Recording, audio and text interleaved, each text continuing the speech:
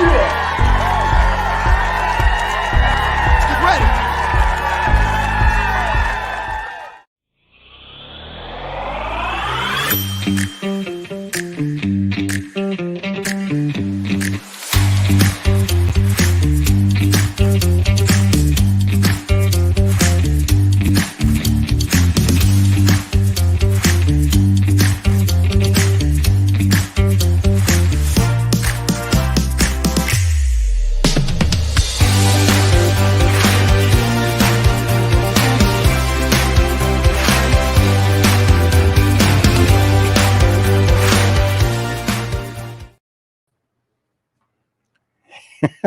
Hey, we are back for round 2 with Ann and Essy live.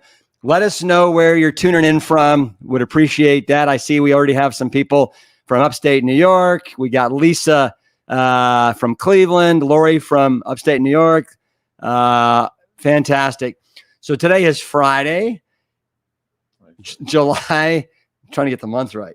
July 21st. And as you guys probably are well aware, I've been here at the Esselstyn farm for most of the month of July. And so while I'm here, let's take advantage of being with Ann and Essy and answer your questions and do everything we can to just continually instill all the benefits of whole food, plant-based lifestyle, exercise, movement, all these wonderful things. While you've been here, Rip, we've taken advantage of all of the crazy, amazing new plant-strong foods. It is, I don't think we've had a meal that didn't have something new and delicious. Well, thank you for the plug. We'll talk a little bit about that later. All right. Well, I'm not plugging this. You just said you had some time here. Well, we were lucky. Yeah. Exactly. So let's start with, so today's the 21st. 3 days ago, it was a special occasion, wasn't it? You got it. Whose birthday was it? Yeah, the young lady on your right, on your left, on your right. The only young lady with us today. And so you turned 88. Yeah. On, was it Wednesday? Was that, what was the 18th? Tuesday. Today's Friday. There you go. So, how does it feel to be 88? I'm trying to remember what we had that was plant strong that night. Well, we had gnocchi that night, believe it or not. Oh yeah. Yeah. It was so if any of you want to see all the dinners that we've had out on the porch, just go to at Rip Esselstyn on Instagram and you can see everything. I'm going to be, it's horrible when Rip leaves because we're not going to eat anymore. We're done because you were a magician. But you deflected a little bit there. Yeah. So how does it feel to be 88? Mm-hmm. It's so nice to have had the meals all made for us. Again, you're deflecting. So, I mean. No, it feels no different than to be, 72. Yeah.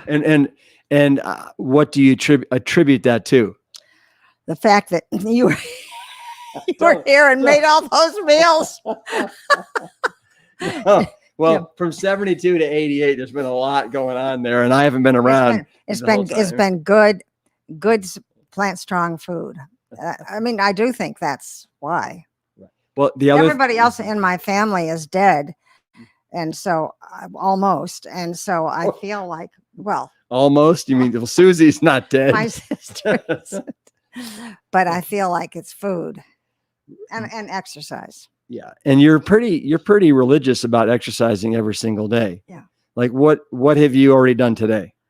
I did an hour of things, exercise, and then Cryle, our granddaughter, came along and was doing some stuff that was really hard, but I joined in and I did it. And then she was doing some abs and I was doing that. And fortunately, in the middle of doing the abs, an electrician arrived, so I had to leave. Yeah. And then Ann also has a garden. So you're always tending to the garden. You always wake up. Ann is always the first one up. And so we get down to the kitchen. And of course, the dishwasher has been emptied out. The trash has been put into a bag and put to the appropriate And wait place. for you to take it to the dumpster. And then the compost container that with anywhere from 6 to 12 people here, the compost container after a day of eating Plant Strong probably weighs 6 to 7 pounds. No joke. And right now at this time of year, unfortunately, it's full of ants. Yeah. But so Ann always carries that out to the compost kind of bin that's near the garden and has to go downstairs and across a little bridge. Then But so the best part of that is that you get to rinse it out in the stream. That's right. I love that. The part. babbling brook. Yeah.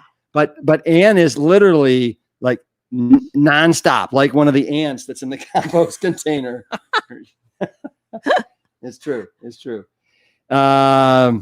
Essy, what do you want to contribute about Ann's endless motion? Let's get to some questions. Just the most marvelous decision that I ever made. There you go. All right. So here, let's do this. I saw this here. So this is from Sharon Barrett. I know that Essy has greens 6 times a day. Do you cook a big batch and eat it off and on all day long? What do you do? Well, that's a good thought to do if that's what you are doing. Yeah, is to cook it. And if you're traveling, you can put it in a big wide mouth jar, and that can go with you. I often cook because Essy's breakfast does not include greens, but mine does. I always cook an extra thing of greens just at breakfast for him, and then at every other meal, I find ways to include the greens. So, I mean, just keep it in mind that you want to do that. And it's crazy how you can stick greens into things that you might not think you would even need a green. So a lot of great questions are popping up, and we're going to start addressing those. I do want you to know that we are on probably one of the largest couches ever, and it goes back probably a foot behind us. That's the problem with it. You have to have, my legs are straight out when I'm on the couch. But we're all kind of huddled together on this warm day because we want you to be able to see all of our faces. So that's why we're so close. All right. Essy, let's start here. This is from Nikki Demers. Hi, Essy. I'm writing in for my hubby, Michael, who is here too. He's been whole food plant-based since 2020 and has dropped his total cholesterol, but it's still 202. What do you have any thoughts on that? Yeah, when you look about eating whole food plant-based nutrition, everybody's cholesterol will certainly drop, but a different amount because we all have a different, as it were, thermostat on our liver. For instance, we'll have let's say 1,000 people who would follow our program. Absolutely, ideally, there'll be some with a cholesterol total of 102, 128, 140, 160, 180, 200, 220. Now, I don't think you should really get too nervous about that because we found that in our seminar, going back over 30 years, there were many people who found out long before they came to our seminar that they could not take a statin because of the side effects, and their cholesterol wouldn't go down much more than 200 to 220, even though they were absolutely following it to the T. When you're following the diet appropriately, your inflammatory biomarkers will reflect the fact that you've got very, very low inflammation. In essence, what you are doing, you are building an endothelial fortress so that even if you have a few extra molecules of cholesterol, they're not going to penetrate your endothelium and create heart disease. All right. Hope that helps answer that question. And one of my takeaways is that we all have a different thermostat, as he said, which is very, very important. But the other thing that I do think is important is there also has to be some level of accountability as far as what's going and passing through somebody's lips. And I know some people think they're doing it 100%, and it isn't until they actually keep a food log and then have somebody kind of review it that they realize that they're making some mistakes. Yeah, excellent point. A classic one is they say, well, Dr. Esselstyn, you'd be proud of me. I'm following your program 80%.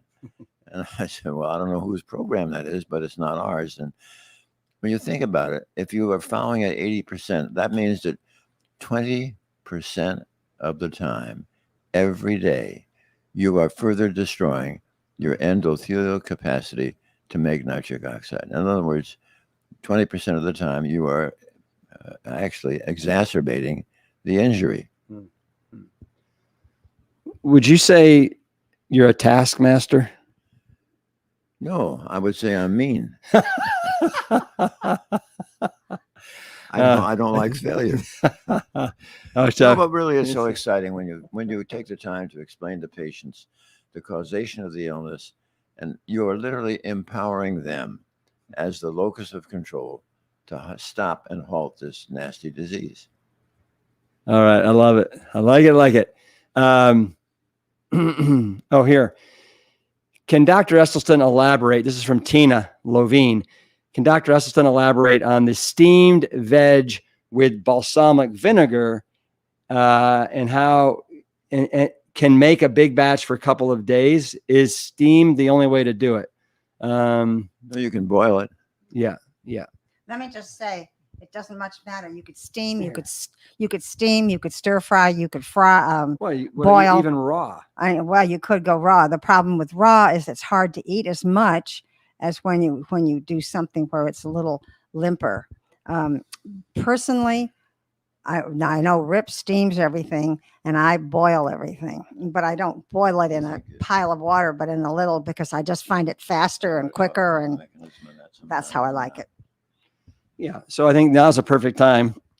Why don't you talk about the mechanism of what's going on with the veggie and the balsamic vinegar? Yeah, the thing that we have to have everybody understand is that the great protective element for all of us that protects us from heart disease is nitric oxide, the gas that is made by endothelial cells, which line the innermost part of our artery.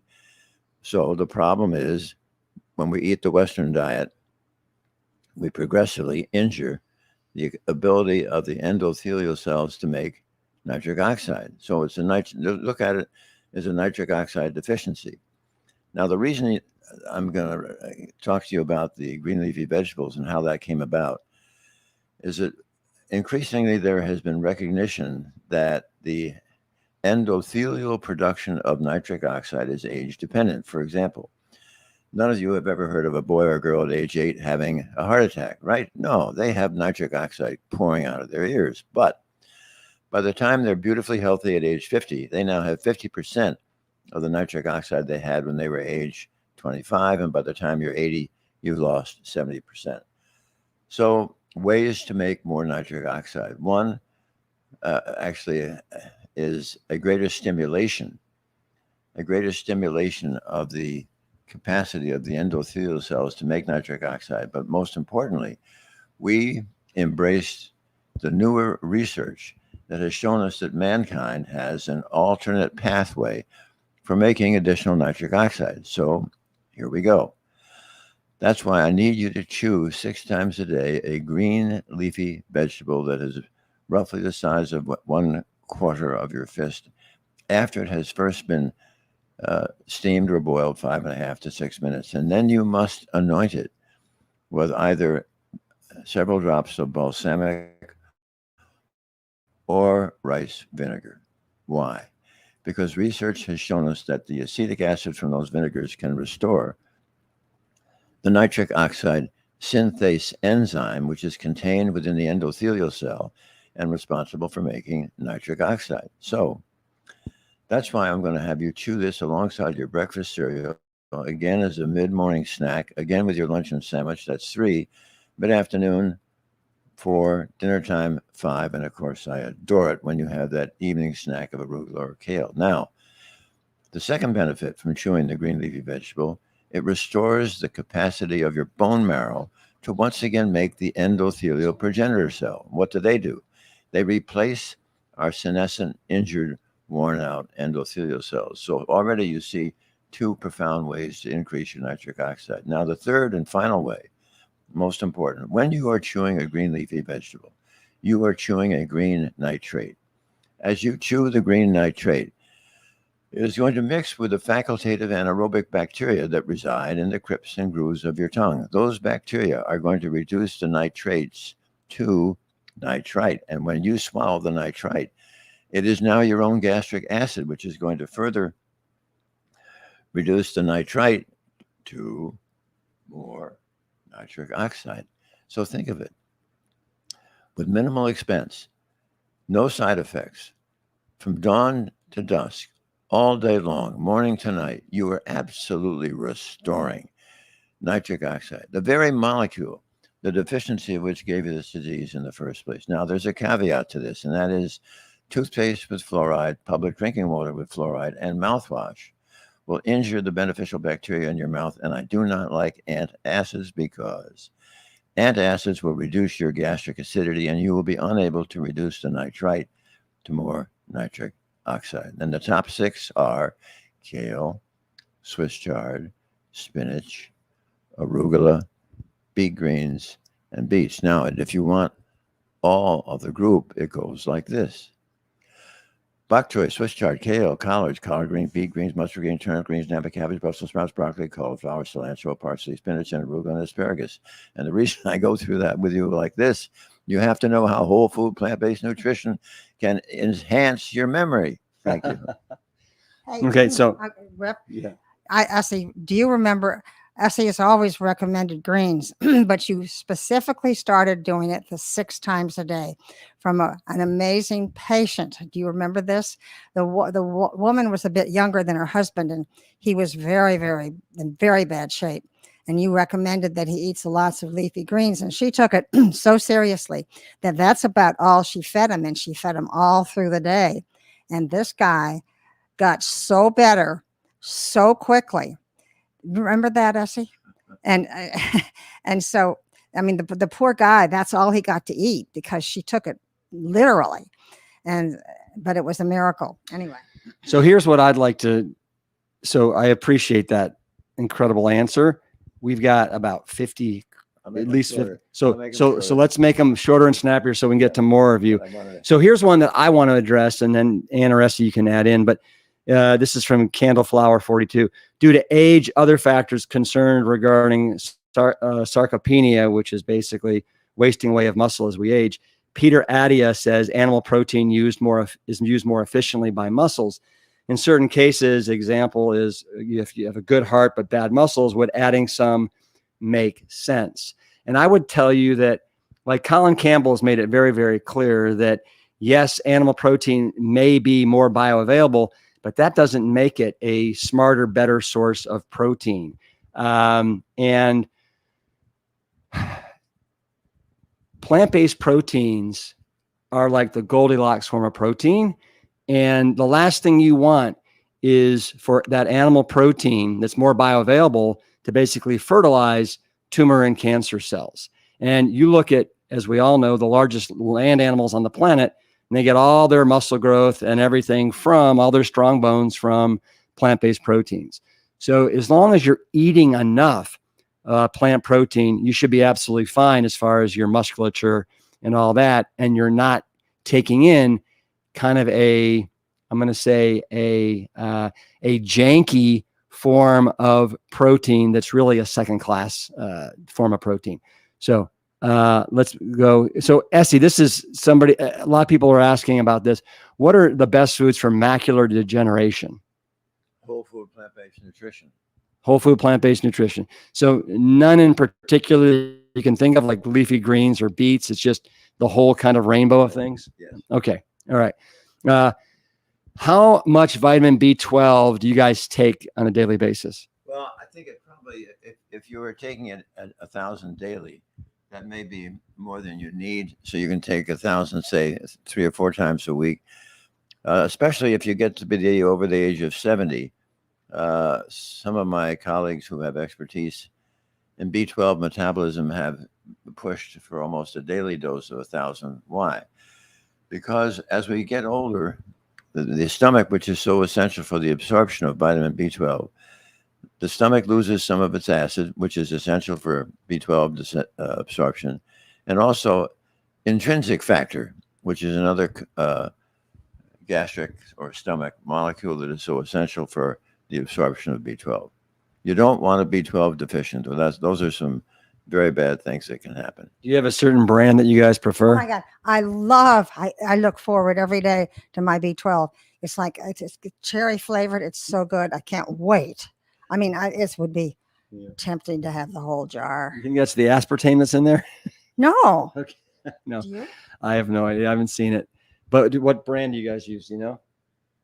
Any brand. No. Okay, so they're not even particular, right? I do. There you go. I am particular. Okay, so Ann and Essy, looking back when you guys went plant-based back in 1984, do you remember what your relatives thought of it, and especially back then, did they think you guys were crazy? Well, although I've been a pretty hard-nosed thyroid and parathyroid surgeon at the clinic and chairman of our breast cancer task force, after I started this as a research on the side, I became known as Dr. Sprouts. And now we really are sprouts. We sprout and sprout and sprout. This is from Architects Rule PC. What does Dr. Essy think about a baby aspirin a day? Just for everybody? No, I think it's a drug, and I think the side effects of aspirin, especially in the elderly, some of them can be pretty vicious. You can get either gastrointestinal hemorrhage or cerebral hemorrhage, and even there is data to indicate blindness. So I would, take the aspirin when it's essential, but just to plug away on it and expect it to make miracles, I'm not for that. All right.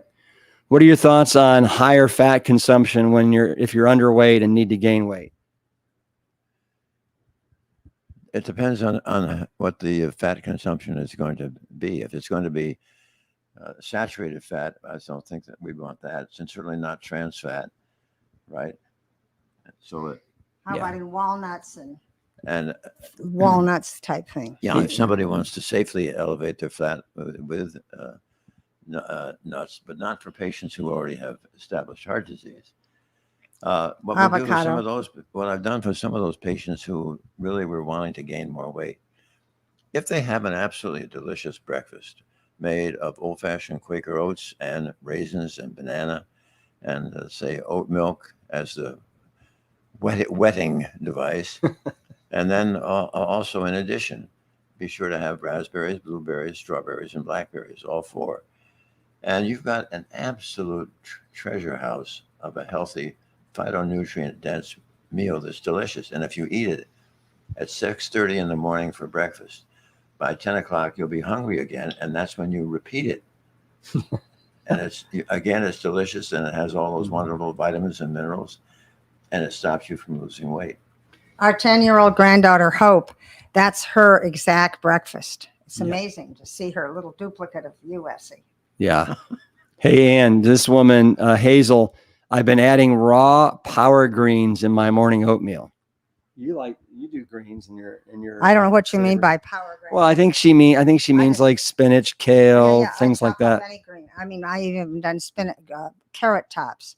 I mean, radish tops. I mean, any tops I put in, and actually they're all good. And I sometimes mix them up. So get those greens if you're eating oatmeal. If you're making pasta, make half the pasta. Any kind of greens that you've chopped up. So Lori, Essy and I are a little bit offended here. She commented on how Ann the blue is beautiful on you. We're both wearing blue. Actually everybody's wearing a different shade of blue, but I guess our blue isn't quite as brilliant as Ann's blue. I don't know. Lori, you that's a good call though. Ann's blue is beautiful. I don't think we know that one. All right, let's see. Well, maybe we should talk about this for a sec. Ann says, I always followed Jack LaLanne about juicing, but now they say juicing is bad. You lose fiber. So now I don't juice. Chew your food. Chew your food. Yeah. I think we would lean more towards really chewing. The downside that can sometimes occur with juicing is that if you just juice greens and you take those and swallow them, and it's just so tart that people begin adding apple, banana, and an orange. Now, when you eat those as a fruit, it's perfectly safe because the fructose is bound to the fiber, and the absorption is safe and slow. Mm. But when you beat up those fruits and you separate now the fructose from the fiber, when you swallow it, it goes off like a rocket in your stomach, injures the liver, glycates protein, and injures the endothelial cells. So this question is from Diane. My husband has 70% blocked artery. He started plant-based on May 30th and started statins, baby aspirin, and blood pressure medication. When's an appropriate time to get labs again? Well, you can get labs maybe a couple of times a year, but I think the main thing is that if he's doing this correctly, you're going to find that after, say, 10 or 11 months, if he repeats his stress test as to what it was at baseline, it will now be markedly improved or back to normal. And Dan, let me say that, at our immersion programs, we find people's cholesterol dropping anywhere from 5 to 30% in 7 days. So I don't think you need to wait a requisite, 3 or 4 months. And if you want to just find out now without having to get a doctor's prescription, you can go to plantstrong.com and then you click on request a test. And then you can basically get a complete lipid panel for 80% reduced rate that we have gotten with this company. So something to think about. We want people to be able to, know their numbers without all the friction that's kind of involved in the industry right now. That's great. Or sometimes if they're reticent, physicians are reticent to get it, they can get their labs done. Can anybody just out of the blue? Anybody can do it. You don't need Say it again. Just go to plantstrong.com and then you click on request a test or know your numbers. Know your numbers. And then that'll take you to the company that we have this partnership with.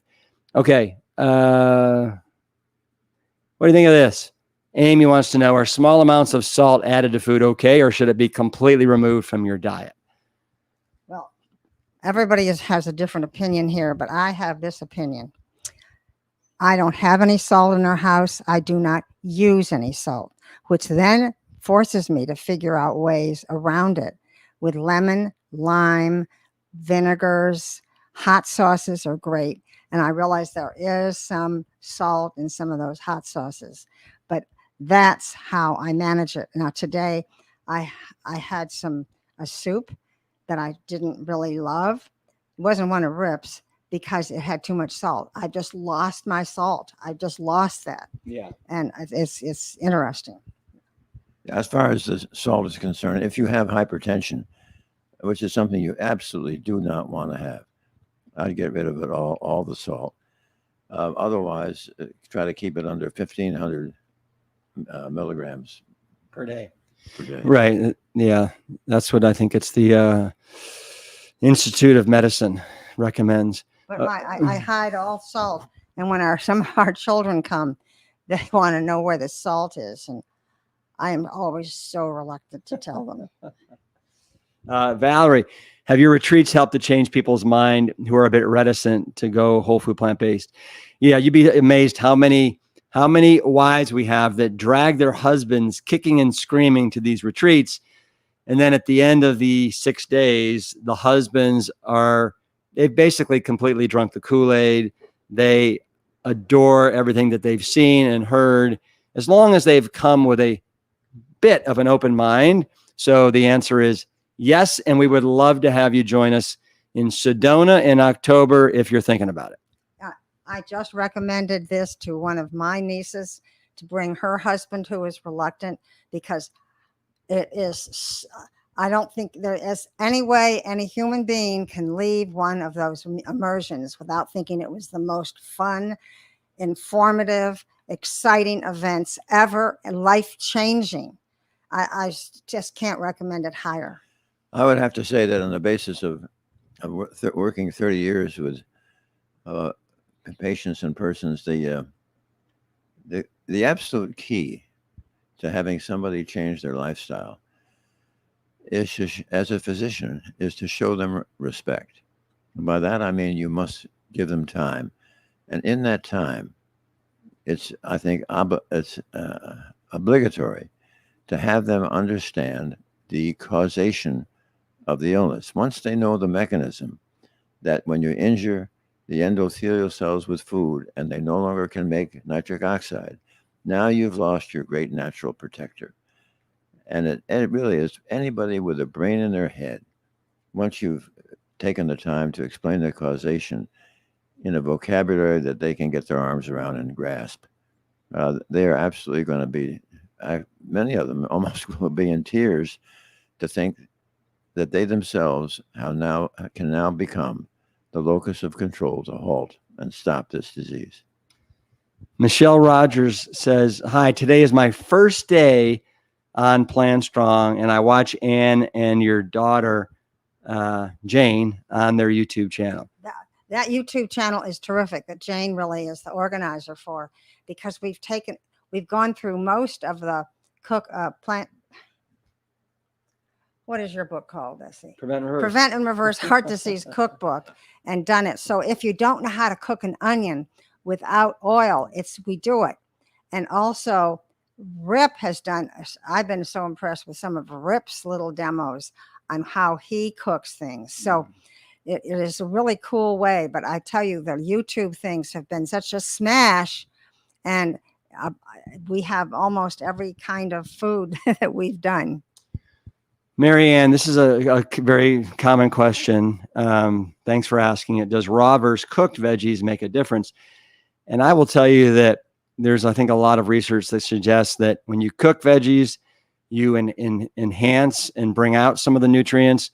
When you go raw, and depending upon the vegetable, it's more absorbed, it's better. So I would just tell you, if you're doing a nice rainbow of fruits and vegetables throughout the day, raw and cooked, salads, steamed kale, potatoes, things of that nature, you're going to be hitting a home run. And I wouldn't sweat that too much. Would you agree with that?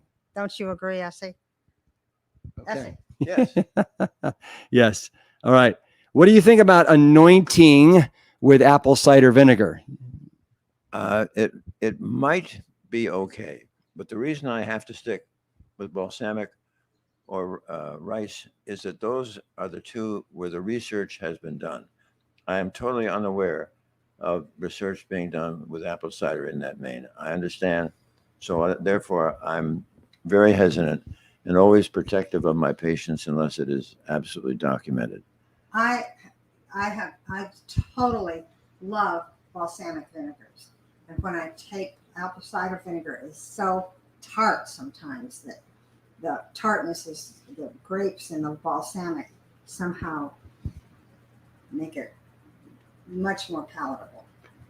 This is a question. I know you get this a lot. This is from Linda Rusin. Can whole food plant-based eating improve a high heart calcium score?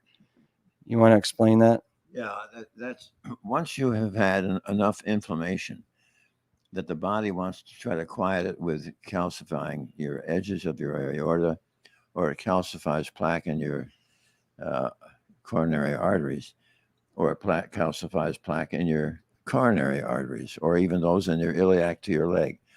Usually you're going to carry that like a tattoo the rest of the way.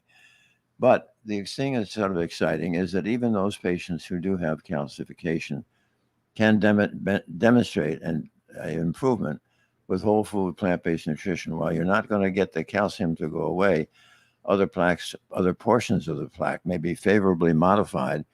And when you're eating whole food plant-based nutrition, all of the normal arteries, for example, in your heart, which are really only partially dilated, can increase and improve their dilatation, so that even without taking away plaque, you've improved the flow by widening a normal artery, which is not as wide as it should be. Okay, thank you. Laura Williams wants to know symptoms of chronic inflammation, ? I'm whole food plant-based, no oil, feel great. I walk 5 to 7 miles a day. C-reactive protein is good, but my alcohol exceeds the recommended limit. Should I have signs of inflammation?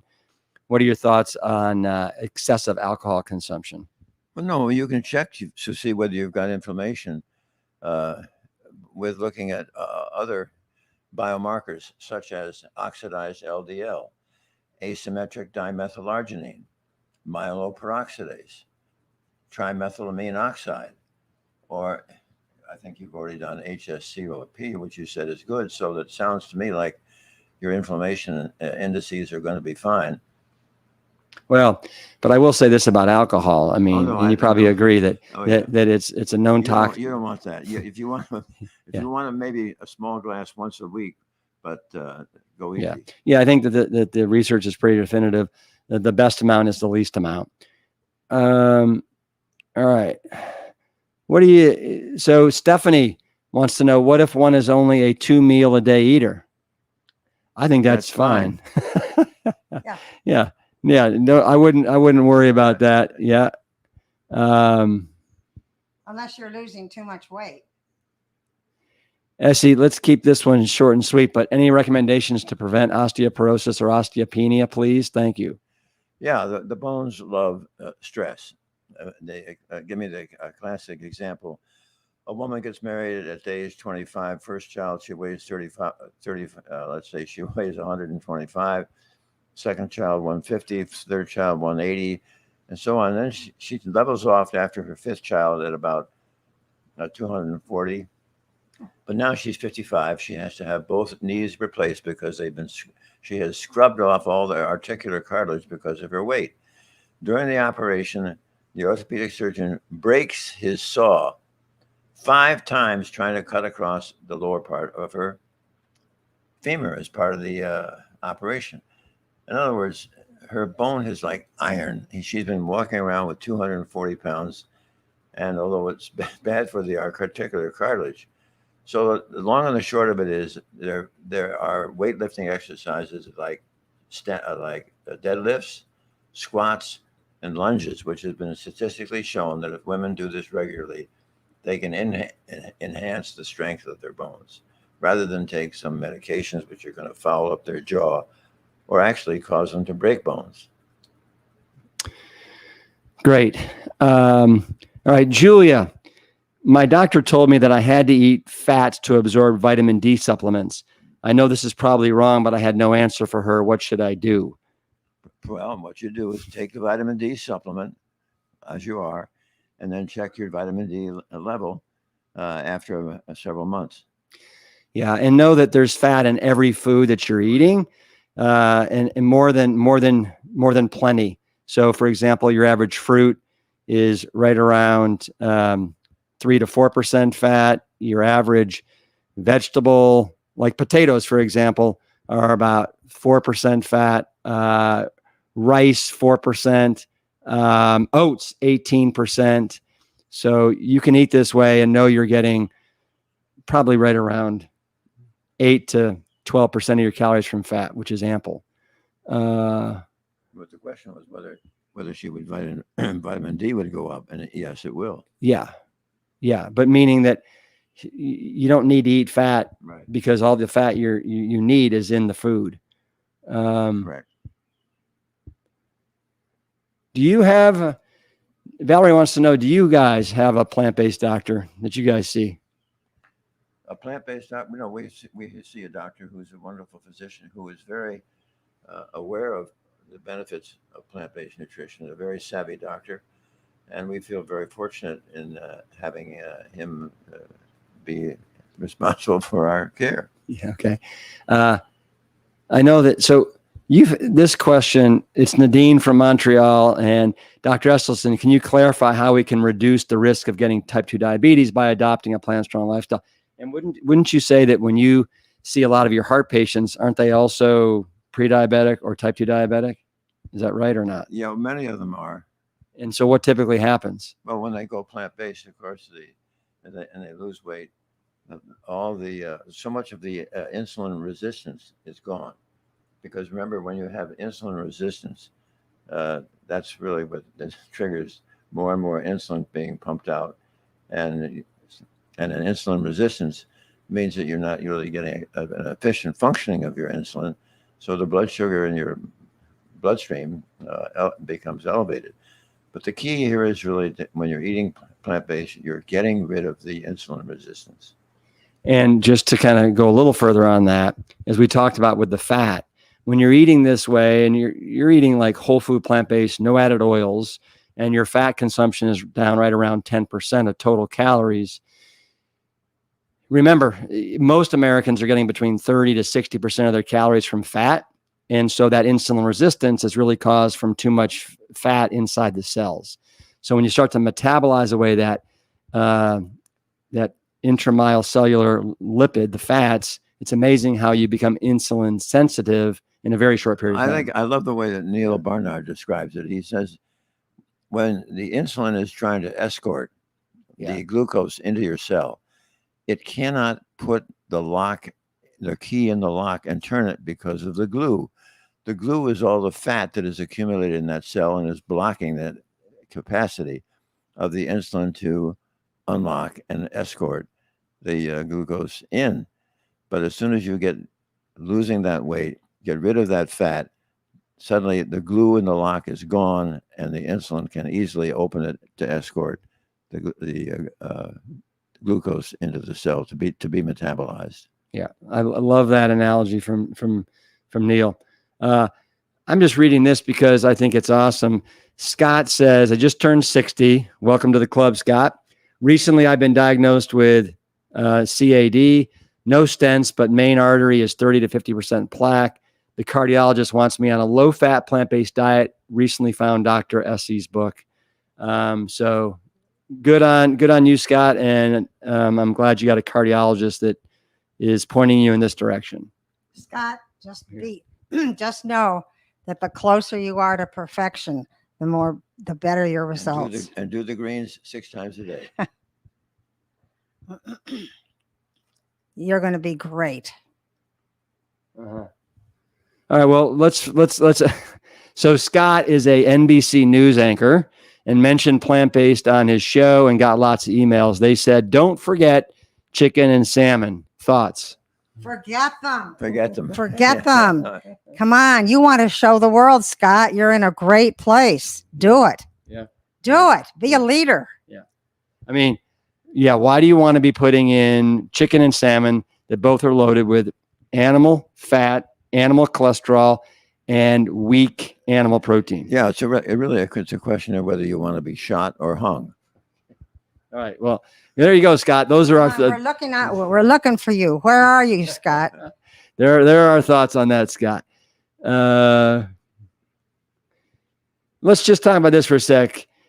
Kathy wants to know, do you think grocery store berries that are not organic is a good idea? I tend to think that they might be sprayed too much. Any thoughts on that? I think on certain things, particularly like strawberries, it's best if they're organic. But I think if you're not going to eat any berries or anything like that because they're not organic, then try and wash them. You'll get certainly some of it off.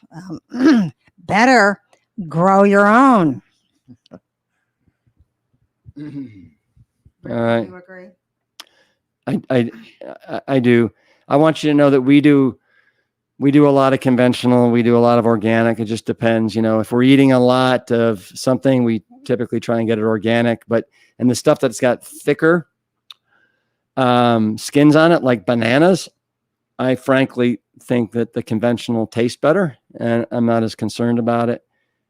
Same thing with avocados and some other fruits and veggies. Trying to find, you guys are pile driving on the questions here, and it is spectacular. Just trying to do everything we can. You want this one? Yeah. No, we already did that one. The doctor told me I had to eat. We already talked about that.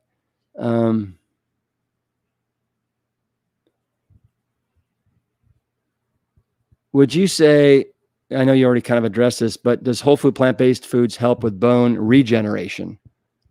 Yeah, I think it was the same thing with which we talked about earlier about osteoporosis and bone thinning. It's the bones get stressed, and that's when they love it. And the best way to get it, the options are lunges, deadlifts, squats. Or somebody who's creative can get a weighted vest, which is another way of, for an hour or two a day, having your bones recognize that throughout your skeleton, through your thoracolumbar spine, your thoracodorsal spine, lumbosacral spine, pelvis, hips, femur, tibia, all those with a weighted vest, with lunges, with deadlifts, are all benefiting. Claudia wants to know, I love fruit. Is eating too much fruit too much, more than 5 servings? Let me do this first, and then you go. Yeah. So I want you to know that, and it looks like you're an athlete, Claudia, from your picture. And I probably have, and I'm not exaggerating, 10 to 12 pieces of fruit a day. And it's never been a problem for me. I know that Cyrus and Robbie with Mastering Diabetes are super active with all of their clients. They recommend eating as much fruit as you want. It's low calorie, it's high nutrients, high fiber, high water. So it's a wonderful, wonderful food. I would say that Robbie and Cyrus probably consume 75% of their diet comes from raw fruits. Now, I know that you with your heart patients, sometimes you have a little different philosophy. No, I want them to eat whole food, plant-based nutrition, but maybe 2 or 3 pieces of fruit a day. I just don't want them to overdo the sugar. Well, and isn't that because sometimes some of your patients, they can be sensitive with the triglycerides? Absolutely. Right. But Summer, it would be ridiculous to not be able to eat a bit of fruit. We're not saying don't have fruit. No, fruit is wonderful. Yeah. But I want to come back and kind of have you clarify something, because you said too much sugar in fruit, but we don't want people to be scared of the sugar in fruit because it's a healthy sugar. Well, So what? But patients who are loaded with heart disease, Right. But continue that thought. Well, some of those patients are overweight, and that's another way they can resist gaining their weight. Also, too much food will perhaps push up their triglycerides, which I don't want. Well, I think it's that one. I don't think it's the weight. I have found that fruit on average is 250 to 350 calories a pound. So, and it's so water laden that, I mean, I'd rather have you have fruit if you're hungry than something else that's more calorie dense if you're trying to lose the weight. And speaking of that, I know that on some of your patients that are trying to lose weight, you actually recommend that they do a greens only day, once or twice a week, right? That'll work. Okay. All right.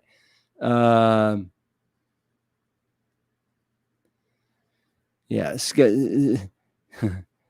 Scott, we'll come back to Scott one more time. Scott, so Scott's following the program. He feels better with less inflammation, but he hasn't lost weight.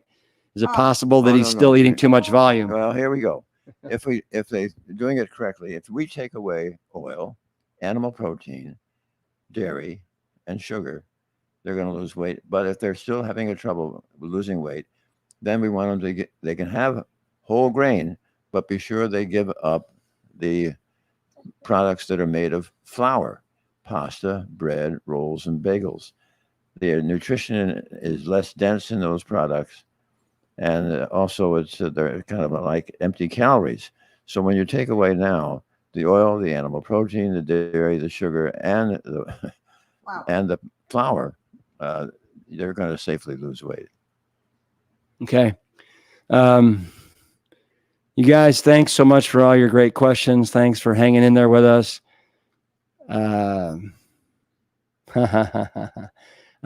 Valerie, I am thinking about the retreats for me and my sister who has diabetes. I wish the retreats were still at the farm. Thanks, Esselstyn's. Well, I want you to know. I wish they were still here too, but there's too many people. It was just logistically getting to be a little too much. We actually outgrew this venue, so we moved to Asheville, North Carolina, and we had it there until COVID. And then what happened? This is with Plant Stock specifically. We found during COVID that virtually we could reach 6 to 10 times the number of people at a fraction of the cost for you. And so we've kind of maintained that style of virtual program for Plant Stock. Now, for anybody that's out there and you're thinking about a retreat, please consider coming to our Sedona retreat. It's in the middle of October. It's going to be an absolutely incredible experience that you do not want to miss. And DM me, direct message me on my Instagram channel at Rip Esselstyn. And I will be happy to give anybody that's listening today a discount code. We got about 25 spots available for that retreat. All right.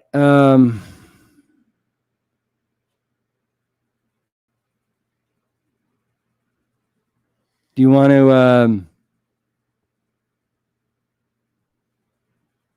how about this? And doctors wanted to put me on on cholesterol meds, but I said, no, I'm going to try and eat healthy and follow your plant-based. What do you think about people being on statins or not being on statins? Well, yeah, there's an interesting finding that we've had over the last several decades in our seminar.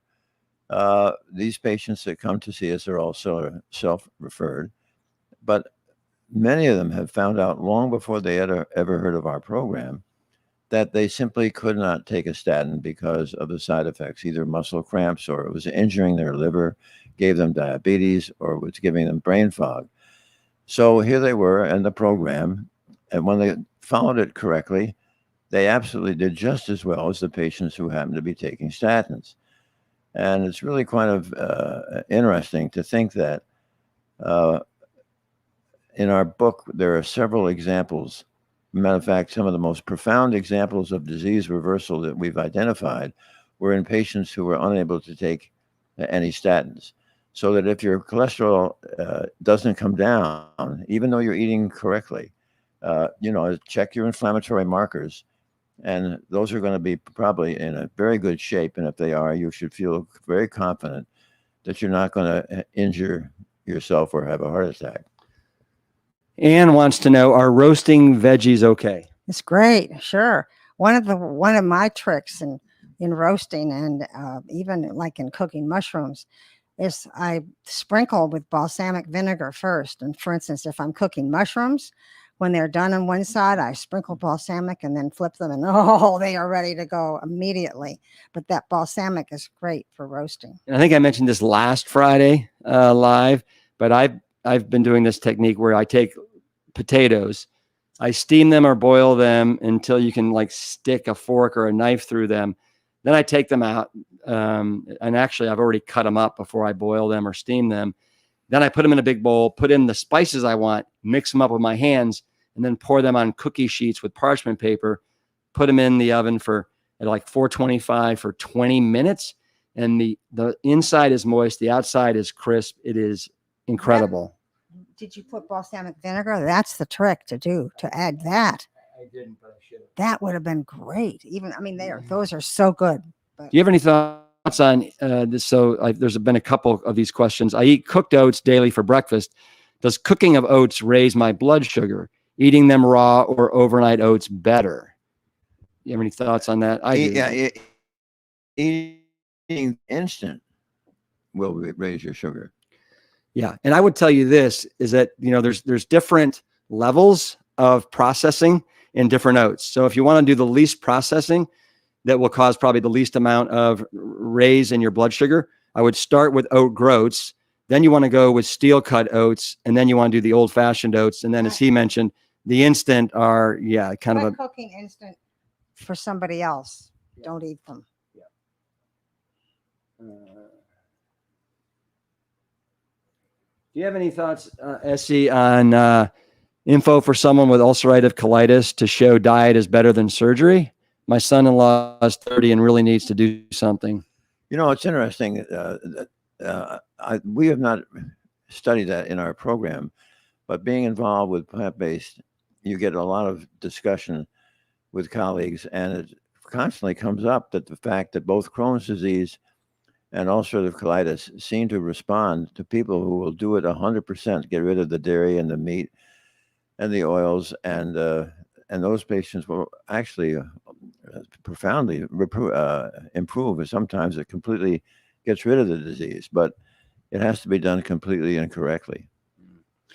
This is something we talked about this morning, Essy, but any thoughts about LP little a? Yeah.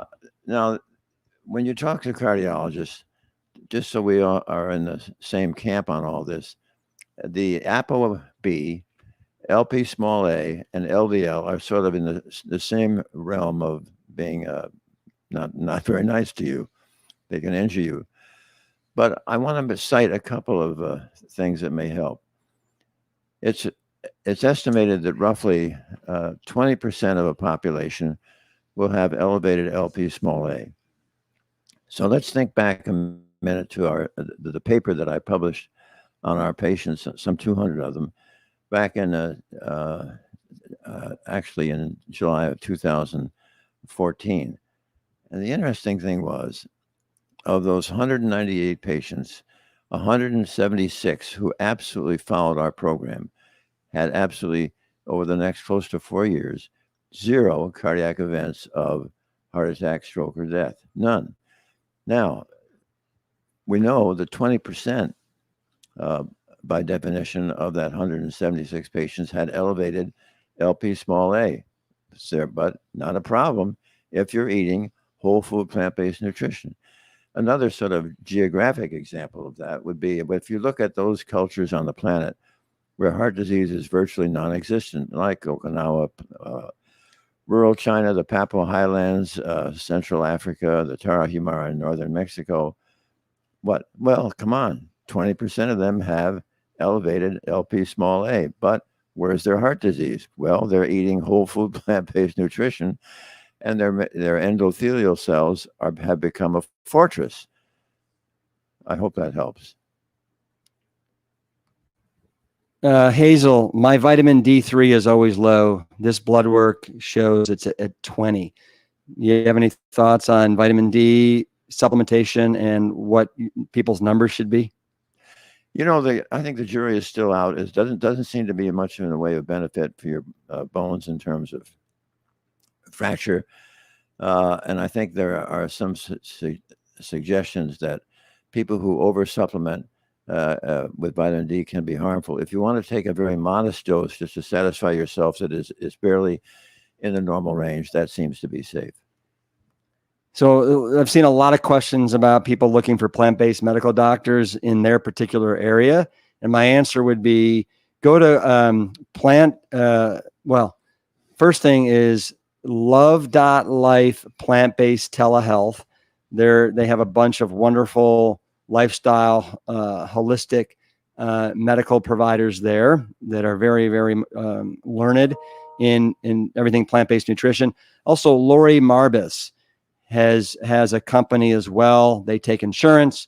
You should look her up. The name of her particular company is escaping me at the moment, but it's incredible what you can do now with a doctor via Zoom and get everything that you need. On the other hand, I think it's important also to, let's say, I'm going back now over our intensive counseling seminar that I've been conducting now for well over 25, 30 years. And all these patients are self-referred, and they all have a doctor at home. And these are good doctors that care about them. It's just that the patients, through their research, have gotten interested in plant-based nutrition. That's why they come to us. The last thing I ever am going to do is to ever drive a wedge between the patient and their physician back at home. And what we've found is that over the years, I have yet to receive a single phone call or email from a patient's doctor who said to me, Dr. Esselstyn, how dare you teach my patient the healthiest diet on the planet? They are appreciative of this. And the patients still always have access back to us if they have questions about plant-based nutrition, and at home they have a caring doctor who is taking care of their medications and adjusting them as is appropriate. Okay, this is from You Are Loved. I started a plant-based diet about 5 years ago and was just diagnosed with breast cancer, but a treatable one. What do you think of cancer and plant-based eating? Isn't that one of the things that started you getting into this? Yeah, I think it's really going way back when I got started. we looked at, when I was chairman of our breast cancer task force back in late 1970s. When you looked at carefully at the rest of the globe, there were areas that were 30 and 40 times less frequent for cancer of the breast. And in rural Japan in the 1950s, it was very infrequently identified. But as soon as the Japanese women would migrate to the United States, by the second and third generation, they now had the same rate of breast cancer as their Caucasian counterparts. So it certainly is going to be helpful. Ideally, we'd like them to start as little girls. Mm-hmm. Yeah. We've had a couple of people ask this question. So, what do you guys think, Ann and Essy? What do you think of intermittent fasting? I think that the jury is still out on it. Although it seems that if it's done sensibly, it cannot be harmful. That's the key thing. You just don't want it to be harmful. Well, what I find interesting is people are asking about intermittent fasting, and they're not implementing or doing whole food plant-based correctly. Yeah. So to me, I've been doing whole food plant-based for, now almost 35 years. And I can honestly tell you in my 35 years of doing this, I've never fasted a day in my life. I've never intermittent fasted. I had never done anything like this. So anyway, I'm just saying it seems like everybody's looking for some like secret that might be out there. And I think that the secret is just eat 2 or 3 times a day, right? Whatever works for you, and have it be whole food plant-based. I think that's the strongest thing that you can do. And the other thing is fast for sure. If the meal in front of you is all horrible, then you're way ahead by fasting. And also if you look at it, if you have supper at 5:30 or 6 o'clock at night, and you don't have breakfast till 8 o'clock the next day, you could almost argue that that's a safe way of doing intermittent fasting. Hey, Ann, do you remember Courtney? I think she went to camp well now, but she says, "Hi, Ann, it's good to see you. I live by your 40 days story." I don't know what that means. Yeah. I've been Plant Strong since the plant camp. Thank you and your family for educating us on this way of life. It truly makes a difference. Hey, great news, Courtney. Way to go. Pass it on. What's 40 days story? I'm going to tell you later. What? Okay. All right. I guess that's reserved for camp. We don't have time. That's around the bonfire. All right. Hey, everybody. So I just can't believe how many questions we have. It just goes on and on and on. But we are at time right now. Essy and I actually have to hop into you guys have such good questions. A podcast interview here very shortly. But let's end with this question right here. It's from Donald Treeman Jensen. How do I start this lifestyle? Easy. Now, today, forever. And tell someone you're going to do it. And every time that you even are tempted to go off it, report to that person so you can't stop it.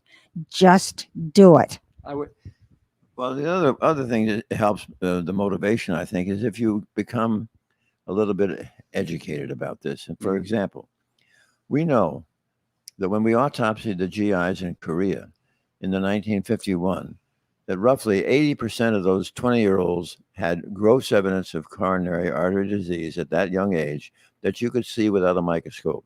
Now, that same study was repeated 45 years later in 1999, this time looking at young women or men between the ages of 17 and 34 who have died of accidents, homicides, and suicides. And now, looking at the coronary arteries, the disease is ubiquitous.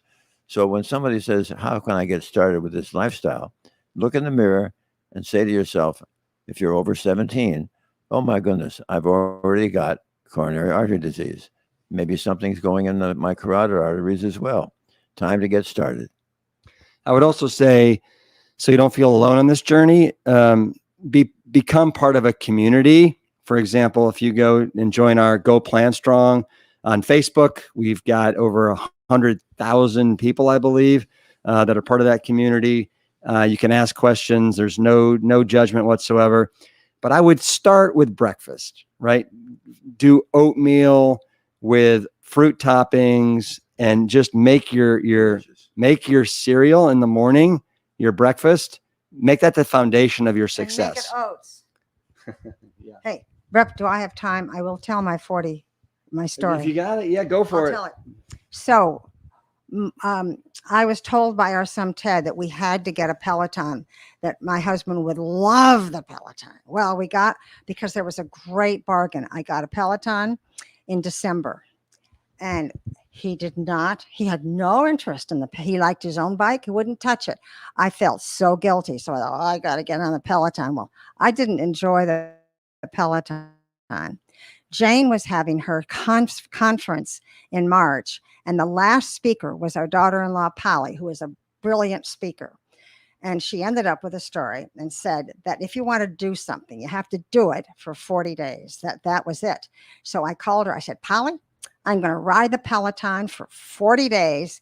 And she said, great. But, and this was the key, but every time after you've ridden it, you have to text me. So for 40 days, Wow. I rode the Peloton. I texted Polly. I couldn't wait for her responses. They were absolutely great. And finally at day 20, I said, Polly, why on earth did you choose 40 days? She said, it's the power of numbers. And once you've done 40 days, the power of the universe is behind you. So at day 40, I thought, phew. So by the way, I was doing this before breakfast, had to do it before breakfast. And so at day 40, I didn't do it and I didn't do it. And then I thought, damn, I got to do it. And so I did the Peloton from then on, or something like that. And I do it every day now, something before breakfast, And then 40 days. And then you That's the text power Polly? of no longer. I don't text her, but it's the power of the universe is behind me. Okay. I got this question came up, and it so incites me that we have to address it. So Ann says, well, to start at 69 is a little hard. Essy, will you please talk about that patient that came to you in his 80s and now he's 102? Oh, no. You mentioned this last week. Oh, well, no, the oldest patient that I started with was Stanley, and he was 87, and he had been told that he had to have bypass surgery, but he was convinced that he was frail enough that bypass surgery would probably kill him. So he went plant-based, and every year he gave us a call once or twice a year to let us know how he was doing. And last year, about June, he called and asked to speak with Ann because he was having a party of 100 people, and he wanted to have some recipe for a plant-based menu for that party. Then Ann asked him, what was it for? What was the party for? And Stanley said, well, he was celebrating his 100th birthday. Well, that's not the end of the story, because about a month ago, we got another call from Stanley. He was now celebrating his 101 birthday. So Stanley is going to call or text every year on his birthday, right? And the great recipe idea for Stanley for his 100th birthday and for his party of 100 people was to have 100 different ingredients in his food. You guys, and to finish this, it's attitude. Attitude is everything. And if you have the right attitude, there's nothing you can't accomplish. 16. So young, Ann, so young. So with that, you guys, everybody, thanks so much for joining us today. We love doing this. I love doing it. Being sandwiched between Ann and Essy. There's not a better way that I'd love to spend an hour. But you guys, Ann, what do you want to say as we sign off? 40 days, stick with it, and then it's yours for life. I'll say, keep it planned strong, Essy. Yep, each of you are the locus of control. You can do this yourself, and absolutely, what a blessing. All right. Bye, everybody. Have a great weekend.